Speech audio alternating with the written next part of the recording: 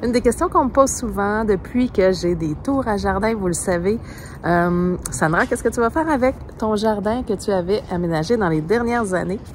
C'est vrai que ça change beaucoup notre façon de penser par rapport à l'agriculture quand on a des tours à jardin.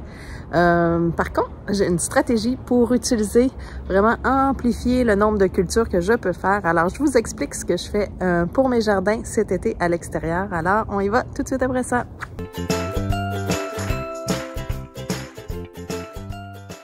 Alors, comme plusieurs d'entre vous, vous le savez, j'ai 3 tours maintenant à la maison. Je vous l'ai dit, on devient un petit peu accro. L'année passée, j'avais sorti 2 tours à l'extérieur. Cette année, ce que je vais faire, c'est que je vais en sortir une seule. C'est ma Flex que voici. Donc, ce que j'aime de la Flex, c'est que la base, elle est plus grosse. Elle contient 20 gallons. Donc, à l'extérieur, avec le gros soleil, tout ça, ça prend quand même un bon bout de temps avant de s'évaporer. Et de se consommer dans le fond par les plantes. Alors, je vais sortir ma Flex. Par contre, comme vous le voyez là, la Flex, elle a 7 étages. Donc, c'est la tour de base avec 5 étages, plus les 2 étages supplémentaires qu'on appelle l'extension. Avec ce kit-là, dans le fond, je pourrais le sortir tel quel. Par contre, mon projet spécial de cet été, c'est de sortir ma Flex et d'ajouter 4 étages supplémentaires. Donc, je vais tomber à une tour Flex à 11 étages. La raison pour laquelle on peut faire ça à l'extérieur, bien sûr, c'est que les lumières qui sont sur la tour ne sont pas nécessaires quand on est à l'extérieur parce que, bien sûr, ils vont profiter de la chaleur et de la lumière du soleil. Mais la seule chose qu'il faut tenir en compte, si on ajoute 2 extensions supplémentaires à l'extérieur, c'est qu'il faut changer la pompe qui est dans la tour à jardin. Donc, dans la base, il y a une pompe qui fournit pour les 7 étages au maximum. On ne peut pas aller plus haut que ça. Mais sur le site de Tower Garden, je vous mets tous les liens dans la description. Il y a des pompes plus puissantes pour pouvoir fournir 11 étages de culture. Alors, c'est ce que je vais faire par rapport à la tour à jardin, la seule que je vais sortir à l'extérieur. Donc, je vais cultiver des plus gros légumes cette année à l'intérieur de ça. Je veux tenter le brocoli. En bref, il y a plein de choses que je veux essayer que je ne fais pas nécessairement à l'intérieur parce que je trouve que c'est des très gros plants. Alors, je vais en profiter à l'extérieur pour cultiver des choses que je ne cultive pas nécessairement à l'intérieur dans mes tours. Donc, les 2 tours qui vont rester à l'intérieur, ce sera mes fines herbes parce que c'est quelque chose qu'on a besoin au quotidien. Puis des fois, il pleut à l'extérieur, donc ça ne tente pas nécessairement d'aller récolter nos fines herbes toujours à l'extérieur. Donc, avec le bénéfice de garder une tour à l'intérieur, c'est ça, c'est qu'on n'a pas de pluie, etc. Donc, mes tours à l'intérieur vont garder tout ce qui est laitue, fines herbes, puis mes fraises, bien sûr. Et puis, les gros légumes vont être davantage à l'extérieur pour cet été. Puis moi, j'ai organisé, dans le fond, que mon grand nettoyage, là, à chaque année, il faut faire un grand nettoyage, désinfection de nos tours. Je fais ça, dans le fond, juste avant de rentrer mes tours à la fin de l'été. Alors ça, c'est la stratégie pour ma tour à l'extérieur, mes tours à l'intérieur. Et qu'est-ce que je vais faire dans le fond des jardins? Parce que j'ai quand même une belle production avec 3 tours. Surtout si je mets la Flex à 11 étages, ça commence à être de la belle production alimentaire. Alors, ce que j'ai prévu pour mes jardins, alors je vais y aller avec 2 choses. Premièrement, bien sûr, les légumes racines, tout ce qui ne pousse pas dans la tour quand on pense aux carottes, aux patates, à l'ail, etc. Donc, tous les légumes qui poussent sous terre, je vais les cultiver encore au jardin. Et la deuxième chose que je compte cultiver, ce sont des plantes médicinales. Ça fait longtemps que je veux me faire un jardin de plantes médicinales, alors je vais en profiter. Alors, l'été dernier, avec mon amie Nathalie Baudouin, c'est l'auteur du livre « Des fleurs dans votre assiette ». Donc, tout ce qui est fleurs comestibles, c'est un superbe ouvrage qui est ici. On a concocté aussi une formation en ligne qui s'appelle la pharmacie verte. Alors, Nathalie, dans la formation, nous accompagne pour sélectionner les plantes qu'on veut mettre au jardin selon nos objectifs personnels qu'on veut faire. Alors, la plupart des plantes médicinales sont aussi des plantes vivaces. Alors, c'est quelque chose qu'on commence à mettre en place dans notre jardin pour créer un jardin de plantes médicinales. Et puis, au fil des années, dans le fond, on le peaufine, puis ça devient un superbe outil. Alors, pour ceux qui souhaiteraient suivre cette formation en ligne, je vous mets le lien dans la description. Et puis, je vous donne un code promo pour ceux qui viennent avec EcoTouch. Alors, le code promo sera bien sûr EcoTouch, E-C-O-T-O-U-C-H, tout d'un bout. Et puis, ça va vous donner un rabais de 20% sur la formation. Fait que c'est vraiment le temps d'en profiter. C'est bientôt qu'on va aller chercher nos plantes. Alors, c'est sûr qu'il y a des grands jardiniers qui ont déjà fait leur semis, parti leur semis à l'intérieur de la maison. Par contre, si vous êtes des jardiniers quand même, novices, il n'y a pas de problème avec ça parce que vous pouvez aller acheter vos plants, bien sûr, dans une serre et les planter au jardin. Puis ça, c'est pas encore le temps, du moins au Québec. Alors, ça vaut super le coup de suivre la formation en ligne. Alors, je vous mets le lien de la formation en ligne. Puis, n'oubliez pas de mettre le code EcoTouch pour vous assurer d'avoir le rabais de 20% sur la formation en ligne. Donc, ça, c'est notre petit cadeau du printemps. Alors, mon espace jardin va être réservé pour les légumes racines et les plantes médicinales et certaines plantes, bien sûr, qui sont vivaces. Je vais vous faire un petit tour de ce qui pousse ou ce qui revient, dans le fond. J'ai des argousiers ici. C'est un vraiment bel arbre. Je ne sais pas si vous connaissez l'argouze, mais c'est un petit fruit orange qui pousse très, très bien au Québec. Même s'il fait froid, ça tolère vraiment des bons froids. Et c'est un des fruits qui a le plus de vitamine C, encore plus que l'orange, puis c'est méconnu. Alors, ici, j'ai des argousiers. L'argousier, dans le fond, ça prend le mâle et la femelle. Ça, il faut savoir ça. Et là, ils se multiplient assez facilement. Donc, c'est sûr que je donne des argousiers. Et on en met aussi à notre terrain en estrie, là, vraiment pour avoir des beaux argousiers là-bas. Donc, c'est un bel arbre à découvrir, l'argousier.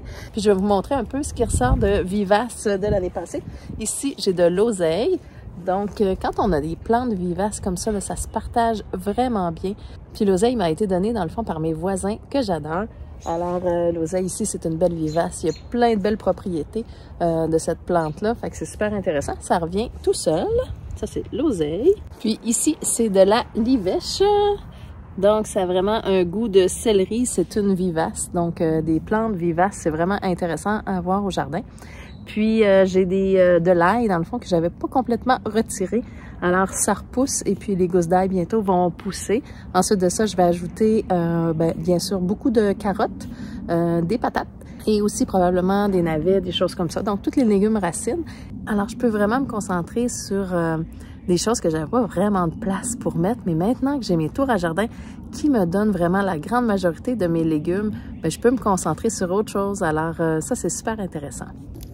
Alors ça ici, là, c'est vraiment une expérimentation. Ils ont passé l'hiver à l'extérieur, mais j'ai vraiment confiance qu'ils repartent.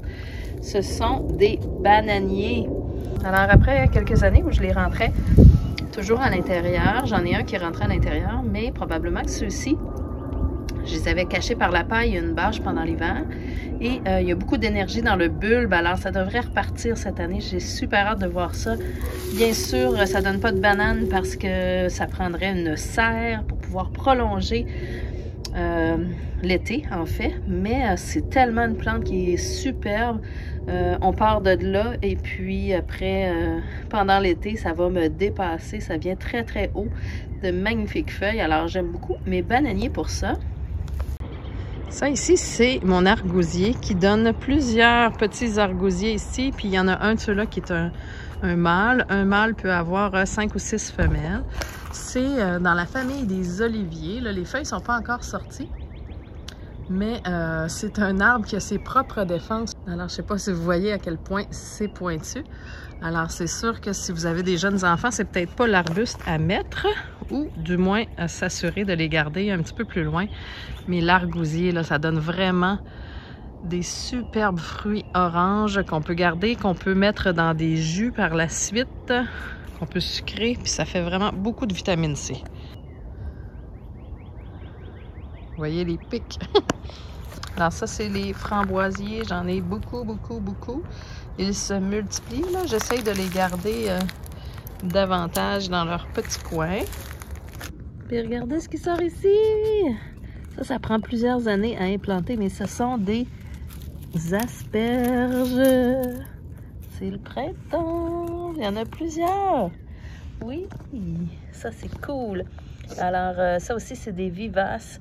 On met des griffes d'asperges, puis ça peut prendre quelques années avant de commencer à sortir vraiment. Alors, peut-être que cette année, on va pouvoir en manger parce qu'il y a vraiment des belles tiges d'asperges. Puis ça, c'est des plantes du printemps. Génial! Trop contente.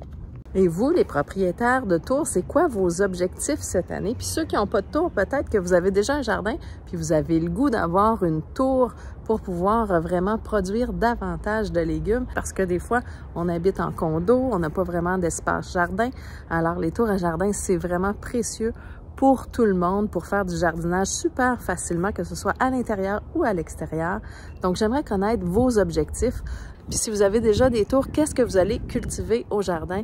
Donc, dites-moi tout ça. Si vous avez des questions par rapport aux tours à jardin, bien sûr, ça va me faire plaisir de vous aider. Vous avez juste à venir me jaser sur le Facebook EcoTouch par Messenger. Ça va me faire plaisir de répondre à vos questions. Bien sûr, sur la chaîne, il y a vraiment énormément de contenu. Donc, assurez-vous de vous abonner à la chaîne puis d'activer la cloche pour recevoir les notifications. Alors, je veux savoir quels sont vos objectifs de culture pour cet été. Que ce soit dans les tours à jardin ou dans vos jardins, qu'est-ce que vous allez cultiver? Est-ce que si vous avez des tours à jardin, vous avez changé votre stratégie, vous aussi? J'ai hâte de connaître ça. Et ceux qui ont le goût d'ajouter des plantes médicinales, ben, je vous invite à la superbe formation. Tout est dans la description. Bien sûr, n'oubliez pas votre 20% de rabais avec le code EcoTouch. C'est vraiment encore le temps d'en profiter.